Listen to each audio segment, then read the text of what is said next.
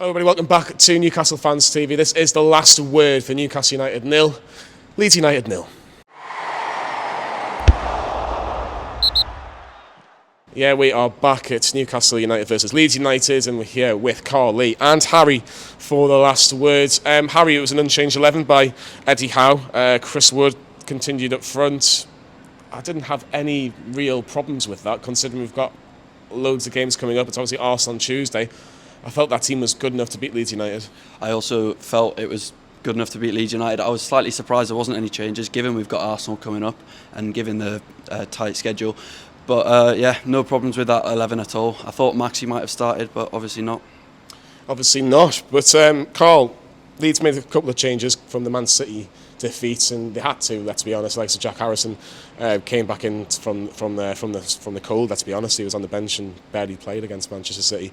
So when you're seeing Leeds first hand, I thought they were very narrow. And they said to Newcastle, you can have as much space as you like out on the wings, but we can deal with whatever you're going to bring to us. And they frustrated Newcastle a lot in the first half as well as the second half. Yeah, they did. I was slightly concerned. I thought that Kieran Trippier took a while to get into the game, maybe 10-15 minutes. He was struggling down that right-hand side, or Leeds' left-hand side to begin with. They just pressed the ball very, very high and then almost sat in after that as well. Like, they just kind of left us to do what we wanted to do. Press the ball. If they didn't win the ball back, they'd just then sit in deep. They moved quite quickly and transition from front to back. And I was just like, looking at this thinking teams are going to kind of see this as some sort of blueprint. So it was frustrating. And as you've spoken about in the match reaction, I think we probably wanted half-time to come quicker than Leeds did, to be fair.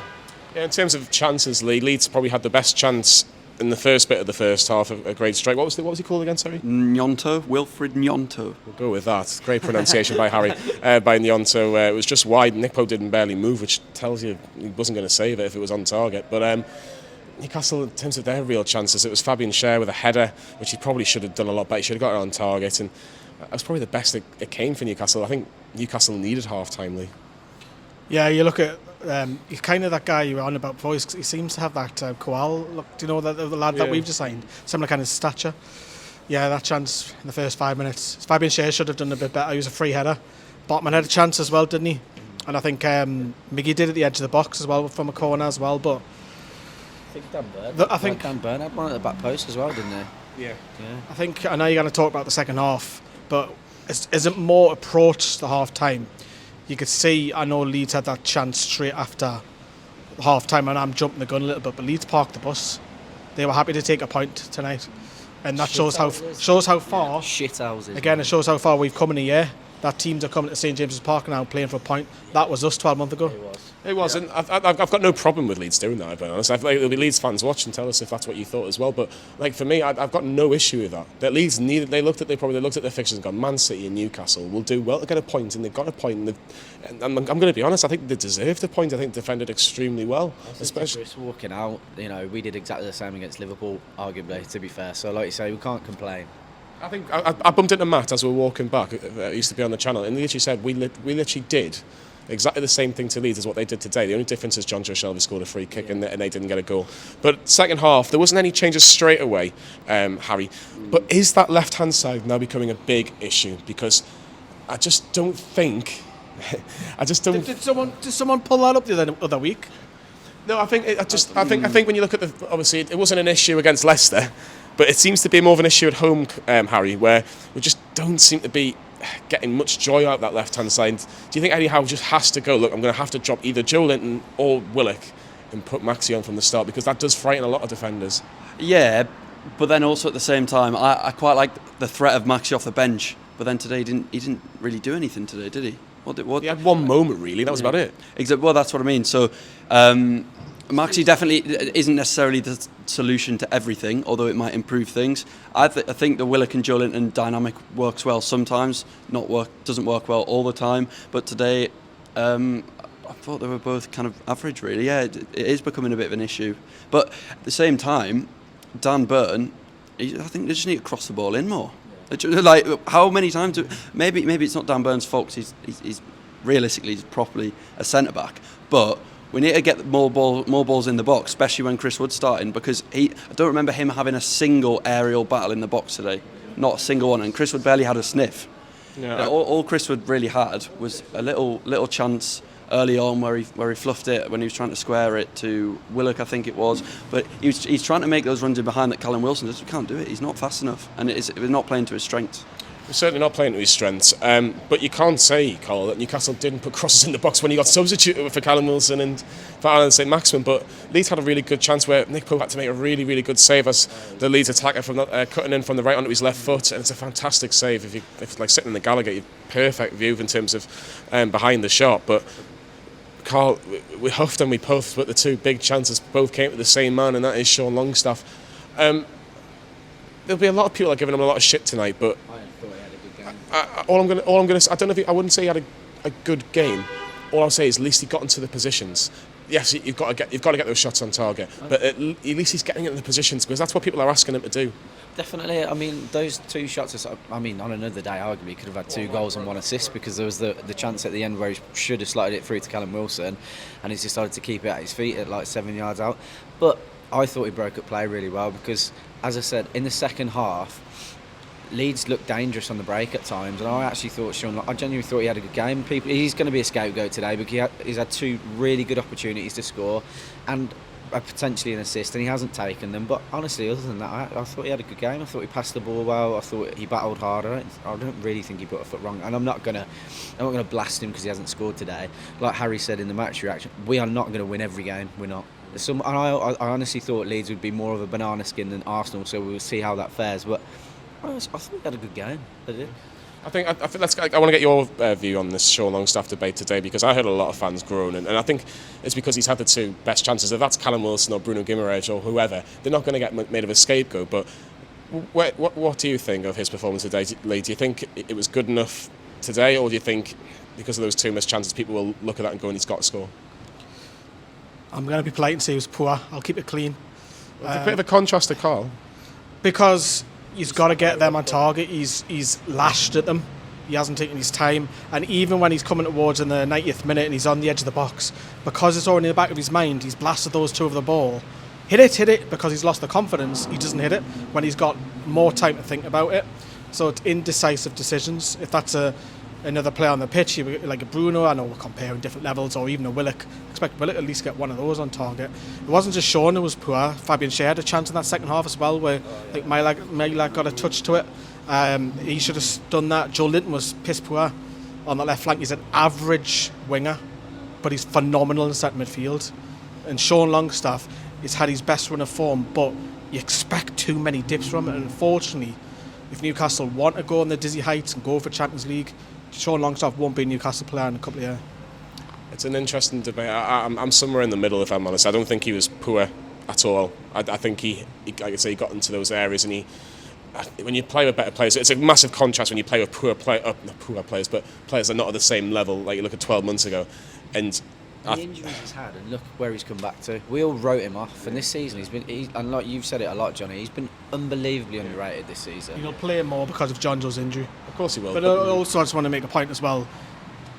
Where's Chris Wood's chances today? Where's Callum Wilson's? Fabian Schär's getting more chances than is that not when you go back to the crossing debate again, where's the crosses? I was going to mention the crosses, because is that not just Leeds United doing their homework and going, well, we trust our goalkeeper Harry, and we're going to go, you are going to get every cross, and you are going to make sure that you claim everything, like corners, any free kicks, any crosses at a certain area in play, because like I say, Callum Wilson, Chris Wood, we can go about all these players, doesn't matter who's up front for Newcastle, none of them got a sniff today. The keeper was brilliant, regardless of the time wasting at the end.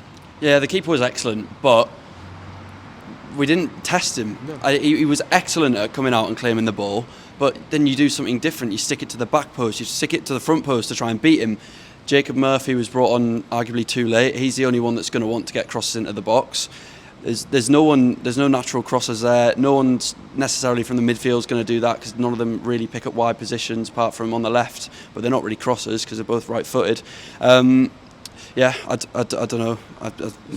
There's too many the old Arsenal playing around the box 1-2s and stuff like that. I fucking hit it. But that's again always... that's again Leeds basically putting 10 behind the ball, making it hard work with the low block as well. I don't know what Trippier delivery by his standards was piss poor today. By his standards, He had a couple of good ones in the first half, I have to be honest. There was a couple of good corners in the first half. How often as well do we play against a goalkeeper that wants to come flying out all the time? It's rare in the Premier League. I agree. Harry's right. Like, we're so good at putting it at the back post, and someone like Dan Burn heading it back down, or Joe Linton heading it back down. We did that once today. I'm going to say this, and this might be slightly controversial. Dan Burn, Sven Botman and Fabian Schär should score more goals from set pieces for Newcastle. They are all 6'4", 6'3", plus. Surely, Harry. To be quite honest, I think Dan Burn's awful in the air going forwards. He is. Every header he gets goes over the bar, and it was just not good enough. But like Botman, obviously only been here just under half a season now, but he's getting chances, and I expect once he gets his first goal, more will come. But yeah, you're right. We do need to make more of our set pieces, especially with our centre backs. The Fabian Schär was trying to take it on his own. It wasn't a penalty and he's trying to do that as well. So that was the old Fabian Schär when we had Rafa and Bruce, and no one was making any movement going forward and creating anything. And Fabian Schär took it on himself and goes, right, then let's go on a mazy run. So you're talking 2 chances there and a possible penalty. It's never a penalty in my eyes, even though I'm at the other end. But you don't want that happening too many times. It's an off day, but it's something we're going to have to get used to, that the next home game after that, I don't know, come March and we're playing against, give us a team, Bournemouth, in the 1 point underneath the relegation zone, that point could mean the world to them, and they'll park the bus. But I'm with you, I don't blame that, because that was us 12 months ago. I don't blame that, because that was us. I've no issue with that. It's just frustrating, isn't it? But I have no issue with the way they play. Because we're not normally on that other end. Exactly. That's all it is. But look at it today. I say to Leeds fans, like, I've got no issue with the way they play today. No, but look at, you can look at the Etihad. Man City have drawn 1 with Everton. And Everton now have seen their team. They played 5 at the back. They've done exactly the same thing. Frank Lampard will be thinking, right, thank you very much. We've got our point today. Jesse Marsh will be on the coach back at Leeds saying, thank you very much. Complimentary towards us, isn't it? At the end of the day, It's like a bit you of said. respect towards Newcastle, which is probably a good thing in the long run. Obviously, towards the end, there was a bit of passion, a bit of fight between the about to jump on there with Bruno. between the players. Callum Wilson just basically had enough with Eli Melier and his time wasting tactics, and just pushed him to the ground and just said, get up. But Newcastle, unfortunately, with the 4 minutes injury time, which I don't think it was 4 minutes at all, I think it was about 2 minutes. I think the referee just wanted to run out with fucking St James's Park. But that's another matter. It has finished 0-0. Let's hear what Eddie Howe has to say for the last game at St James's Park in 2022. Eddie, take it away. I think our energy, focus, lots of key attributes that you need to win any game. We're going to need to bring our physical best today, because Leeds are well known for being the same type of team to us. So it's going to be a really intriguing battle between, I think, 2 good teams. Well, I think they bring their energy and their way of pressing, and I think we have to be mindful of that while not getting away from all the key things that have served us well in our run. So like any game, you have to do the basics right, and hopefully we can. And we're back. A frustrated Eddie Howe. It's very rare we've said that in terms of Newcastle United in the latter part of 2022, or pretty much the whole of 2022, if we're being honest. If you look at the other results, the table's on screen now. This is before Arsenal played, so Arsenal's result will be included, but they are going to be top when we face them on Tuesday. Man City have drawn at home against Everton. Manchester United have beaten Wolves. That top 4 race, Lee, is getting very, very interesting, because if Arsenal do win, there's going to be a bigger gap towards us now for the title, which is still crazy to say, but I'm looking at Carl Hall for that. Premier League Productions. But no, in all seriousness, when you look at that table, Lee, that top 4 race is getting a bit interesting, with Liverpool and Manchester United picking up 6 points, and we've only picked up 4. I'd even look at 5th place, I look at 8th place at the minute. I'm still wanting, let's get conference, let's get Europa League first, because I think that's more realistic. I think Man United and Liverpool are quite capable of going on a daft run. I know we're on a great run as well, but I'm more worried about when we lose that game, can we bounce back? Because it hasn't happened that often. It's only been at Anfield, which was a dodgy decision. So we can dream and take the channel abroad next season, which will be great for all of us on away days, but Champions League is tight. My head was like top 10, but now I'm thinking, right, where's 8th place? Because that top 7 gets Europa League or Conference League, whatever. So I'm different to some other fans. Carl, what's your thought when you look at the table? Because I think people look and go, well, Man United are a point behind, 2 points behind us, but they've got a game in hand. Chelsea are miles behind, but they can pick up some good results when you look at the fixtures. But they also, if you look at it, if you take away that Arsenal game that's coming up, on paper, We've got Chelsea away. No, on paper for Newcastle, we've got, after Arsenal, we've got Fulham, Crystal Palace, West Ham and Bournemouth. But in terms of the top six, who have we got away? I think we've got Chelsea left and Chelsea and City. that's it, away. Well, that and Arsenal. Yeah, but Arsenal Do you coming know up. what I mean? Like, that's very beneficial for us in my eyes. It really is. I think, we've got our most difficult away fixtures out of the way, pretty much, and we've managed to come through them very well. I think we can comfortably finish in that top four. And I was joking around yesterday saying that we'll win the league, and I would absolutely love it if we did. But I genuinely think we'll finish in top four. Again, like Lee, I'd be over the moon if we finished in the top 8, because we all wanted to just finish in the Is top that not 10. a disappointment when you look at the run that we've been on? Now it is, absolutely. I would be disappointed, I'm not going to lie. But at the same time, I can't begrudge, the improvement at the end of the day. But now, it would be a disappointment. I genuinely think we'll finish in the top 4 comfortably. I think we're better than those outside of it, I really do. Are we overreacting, Harry? If I'm playing devil's advocate, we've drawn our first game since Manchester United. We've been on a fantastic run. We haven't lost since we played Liverpool in August. We're in the quarterfinals of the Carabao Cup. Are we just overreacting? Overreacting in what way? Because we've dropped 2 points and we're looking at teams like Manchester United, Liverpool, who've just won, and that was a little bit nice, is a little bit shorter. Not necessarily worried. I mean, Man United can go above us. We'll still be in the top 4. We can still play our football and win more games like we have been for the first half of the season. Not worried at all. I'm not saying we're getting top 4, but 5th, 6th, still absolutely immense. Absolutely immense.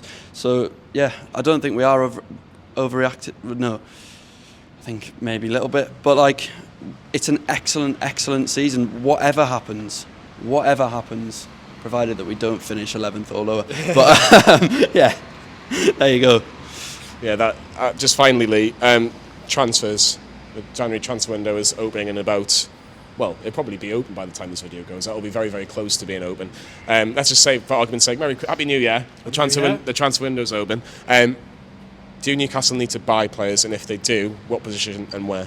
That's down to where the board want to take Newcastle. They want to go to the Champions League, like Hall thinks Champions League. They're going to go and make a statement assignment, go and get Maddison. If they want to get, they're happy with just getting European football. You've got to then fill the bench of squad players who are half decent coming off, because I still think that's an issue for me.